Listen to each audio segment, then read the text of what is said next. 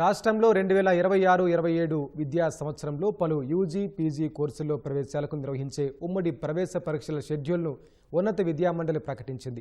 Schedule ప్రకారం AP, EAP set పరీక్షలు మే 12 నుంచి 20 మధ్య వివిధ తేదీల్లో జరగనున్నట్లు ఉన్నత విద్యామండలి కార్యదర్శి ప్రొఫెసర్ తిరుపతిరావు తెలిపారు.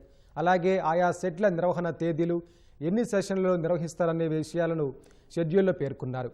ఈఏపీ సెట్ ఇంజనీరింగ్ విభాగంలో మే 12, 13, 14, 15, 18 తేదీల్లో మొత్తం 10 సెషన్లలో పరీక్షలు నిర్వహించనున్నారు.